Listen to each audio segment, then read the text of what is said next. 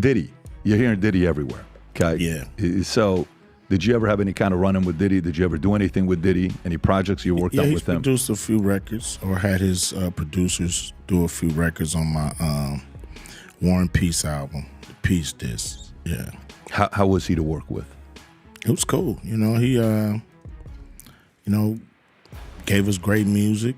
We flew out to New York. Ice Cube exposed Diddy's private wild parties to the FBI, marking a significant turning point in the ongoing investigation into Diddy's alleged criminal activities. As a highly respected figure in the entertainment industry, Ice Cube's decision to step forward could add credibility to the case and provide crucial evidence to authorities. You know, I really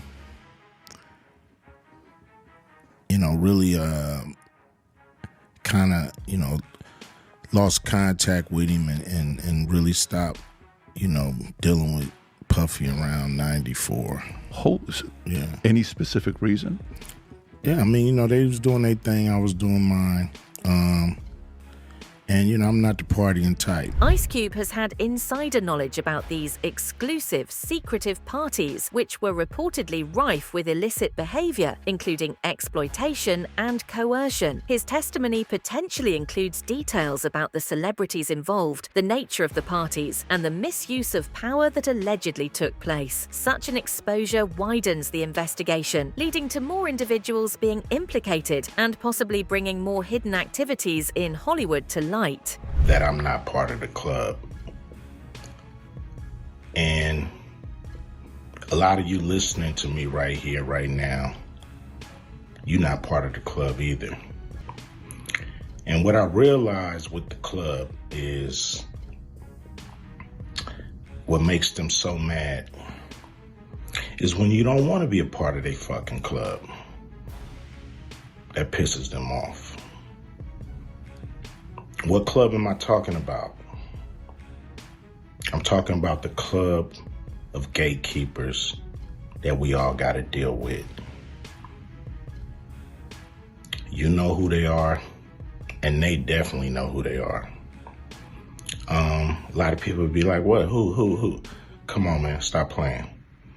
So, ever since I put out the contract with Black America, they've been fucking with me. Here and there, this and that. But it's cool,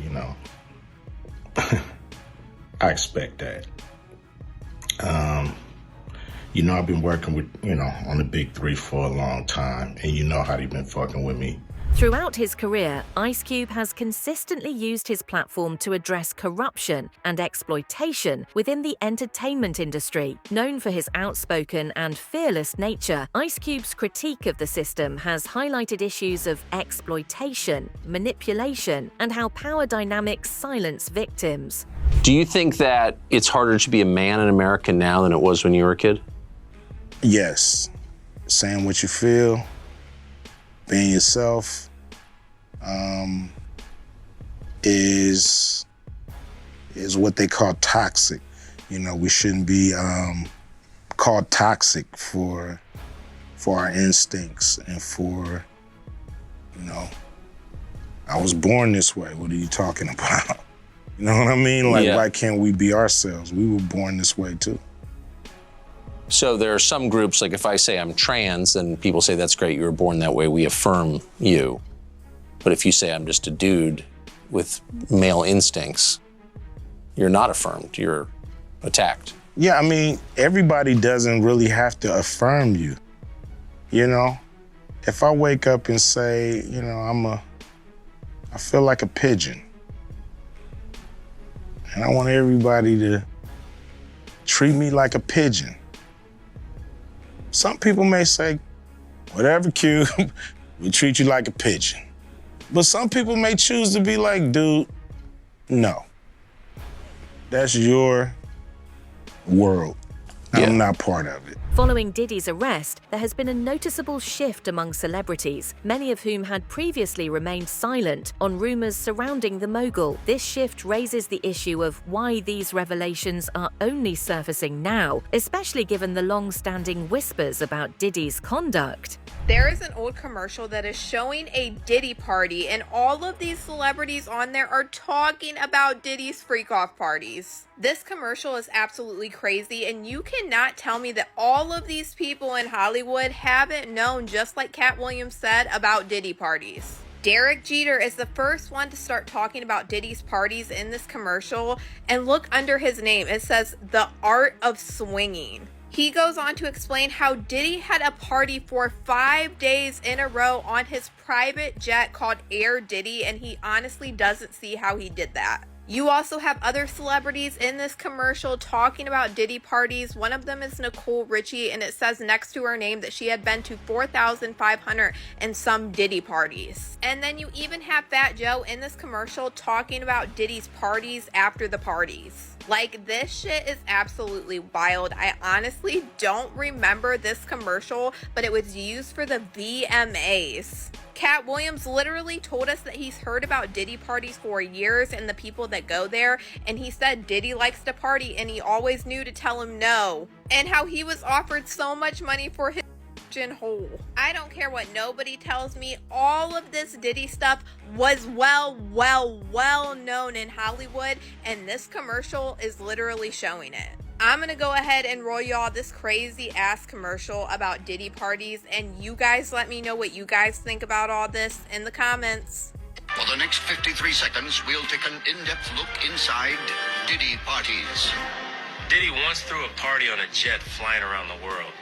Now, it started on a Tuesday and somehow ended on the previous Sunday. Allegedly, Diddy's wild parties were characterized by extreme behavior, including drug use, coerced physical acts, and exploitation. Reports claim that guests were given drugs and subjected to IV treatments to recover afterward. The parties allegedly involved both male and female participants, fueling widespread rumors of homoerotic interactions that challenged the public image of some involved. And these freak-offs were so extreme to the point where people, like days after, when it was over, Diddy would provide IV drops, like medical grade IV drops, where a doctor will come in and give you one, or a nurse will come in and give you an IV drip, just to make sure that you have your nutrients back. It's just really weird because Diddy allegedly asked Cassie, like, what did you call your grandfather? What did you call him? And she said Pop Pop.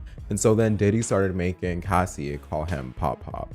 And it's just like, how twisted are you? That's just strange. Diddy allegedly forced Cassie to sign up for escort websites and services of the sort, and to find, and I quote, BBC, end quote. If you don't know what that is, do not look it up around anyone. I'm not even joking. Do not look that up around anyone. If you're in public, don't look it up, all right? Diddy would allegedly pay to fly escorts to locations, make his assistants supply rooms with drugs, baby oil, Astroglide, whatever they wanted or whatever Diddy wanted, he would make sure that they were always stocked in the room. Moreover, allegations about the nature of Diddy's parties suggesting that attendees were involved in homo interactions have been used to critique Hollywood's secretive culture. I was going to ask you, so you've seen this firsthand? Yeah, I've never seen like orgy, but Diddy has hit on me at Steve Rifkin's house.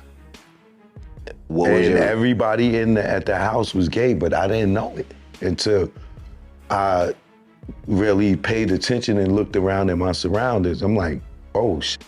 Right. Like, what's going on? That sounds like Exhibit's story, because Exhibit had a story like that. They went to Miami. No, but he went to a club.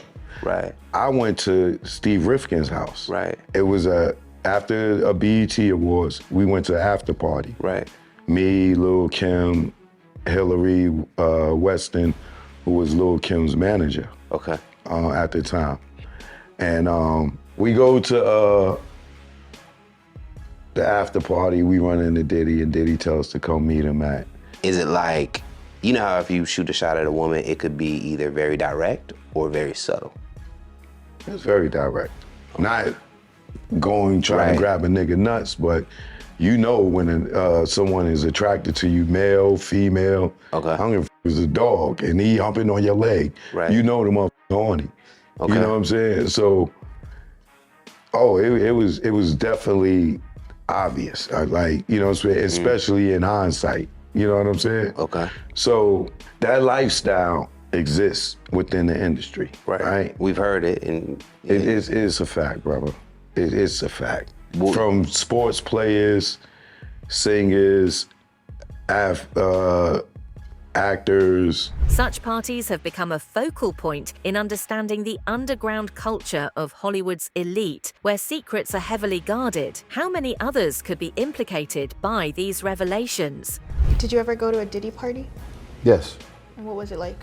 A Diddy party? Is it like what they have in the media or off the hook? Off the hook. And whenever they went into the quote unquote alleged other section, I was never there. You were gone. That's like, I think in general, getting away from Diddy, and God bless him and whatever else he's dealing with. I don't beat people while they're down. That's just not who I am character-wise.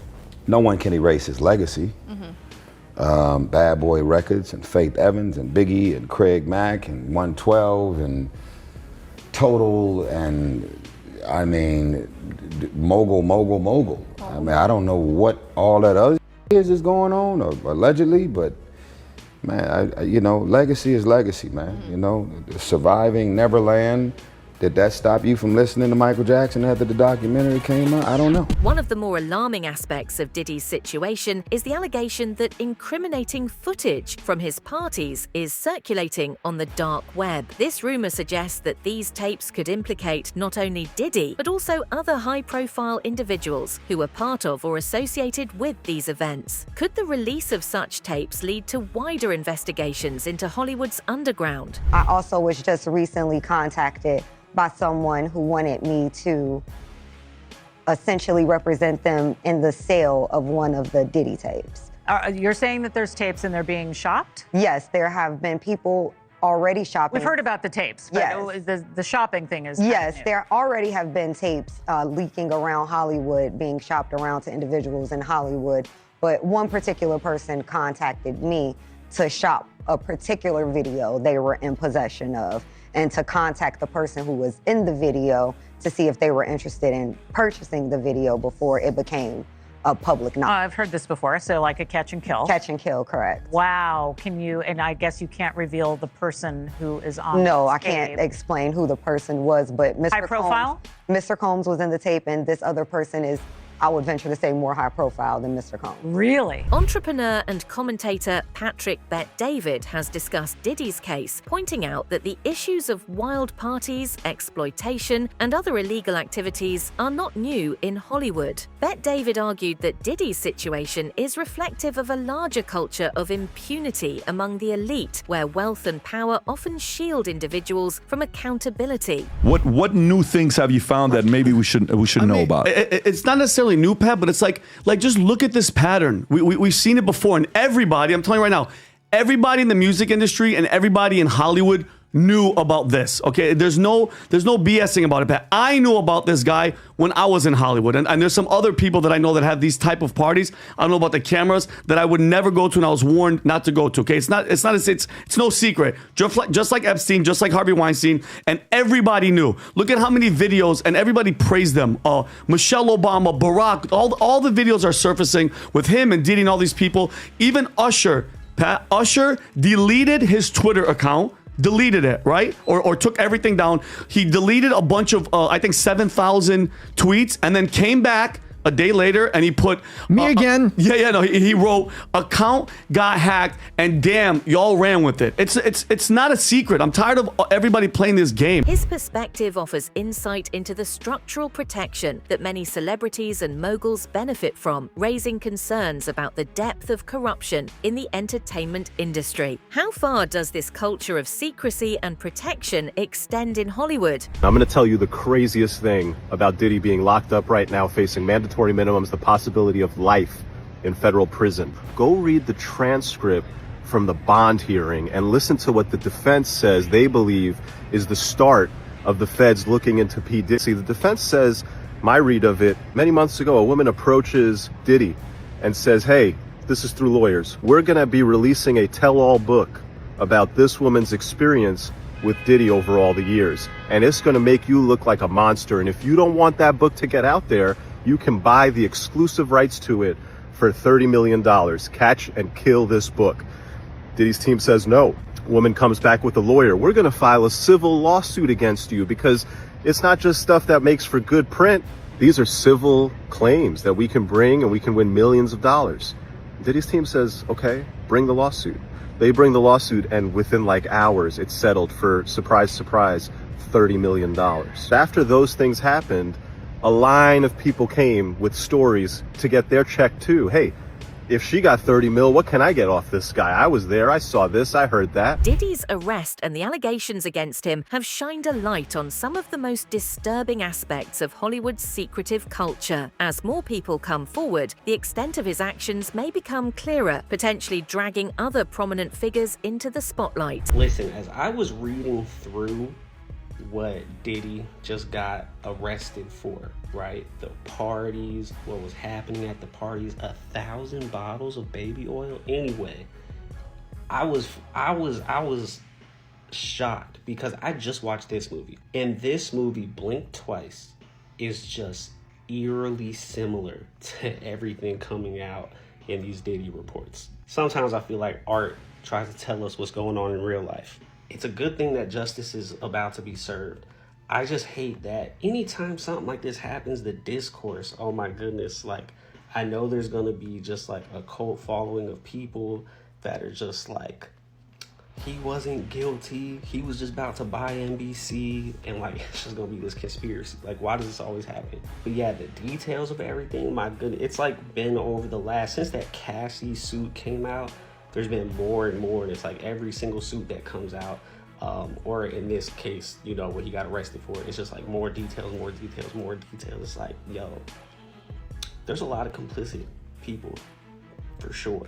Like, I feel like we're still in the beginning stages of all this. Like, I think it's gonna be wild to see what happens in the next few months. The claim that Lil Rod possesses footage incriminating other high-profile individuals adds another layer to the case. If true, it could bring a reckoning to a larger network of powerful figures who have participated in or turned a blind eye to these parties. This highlights the potential for this case to become even more explosive, involving people from various sectors beyond entertainment. Don't miss the first one. We broke down all of it, its entirety, except for the celebrity names, because I know you all want to hear it. Now, that doesn't mean they're implicated, but they're now implicated via Little Rod, and Little Rod claims to have hours of recordings admitting to these crimes. Now, he hasn't seen these celebrities do the crimes, but I want you to see how he plays it out in this declaration. Now, before we get there, Jason Derulo, sorry, I have to. You can't say his name any other way. I hope he doesn't ding me.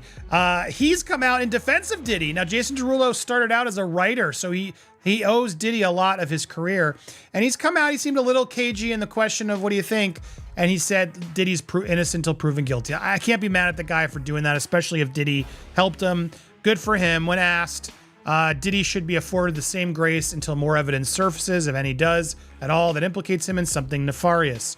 And yes, Diddy has not yet been arrested or charged with any crimes, but yes, lots of things coming forward. And now in this new document that it's important to reiterate, which we did in our first video, make sure you watch that one. I'll put it at the end of this too, so you can catch up both together. Comparisons have been drawn between Diddy's parties and those hosted by Jeffrey Epstein, particularly regarding the alleged exploitation of vulnerable individuals and the involvement of elite figures. Both cases suggest a pattern of systematic misuse that was hidden from the public for years. That is number one. And number two, shockingly, for those of us who are old enough to remember when he was Puffy, Puffy did not make this. And it appears Puffy did not make this, I guess because he stopped calling himself Puffy way before the allegations in the paperwork. And basically what they are saying is that up until 2008, there was this dude that by and large was like a record company executive. And in 2008, he turned into Mr. Handman from Enter the Dragon.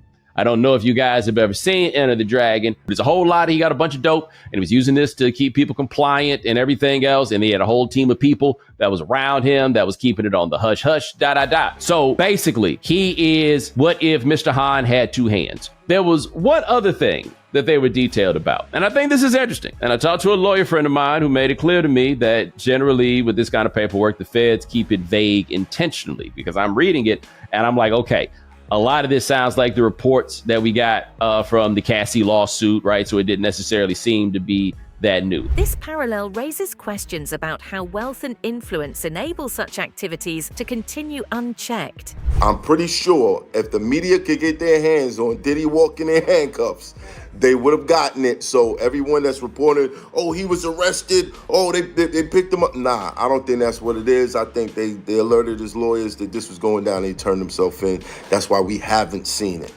In the past couple of years, we've seen so many people accused, so many people taken down.